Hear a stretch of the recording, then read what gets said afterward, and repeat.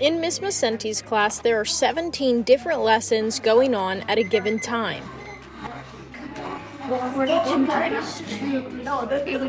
These students are currently engaged in an electricity unit, while Emilio, who is 4 stations away, is learning about the culinary arts. I learned that you have to pay really close attention to the culinary stuff. This elective class is called the Paxton-Patterson Lab, and it's available at all Osceola middle schools.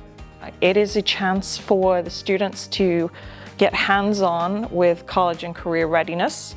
They get to try out multiple different careers with actual equipment that is used in the field. These self-guided modules align with the CTE programs offered at nearby high schools.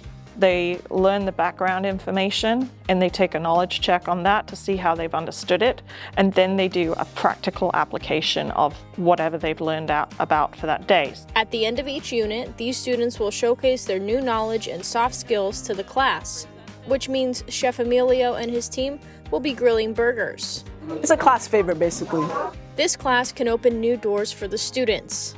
As the students go through these different modules, they get an idea of what they're really good at, what they potentially want to do in the future, so that when choice applications come around in November, they have a better idea of what their future is going to be, so they can pick a high school based on what is going to be best for them and their future career goals. That could lead to industry certifications and internships during their high school years. It's a pretty good class. You get to explore anything you want to do, and it can benefit you from the future.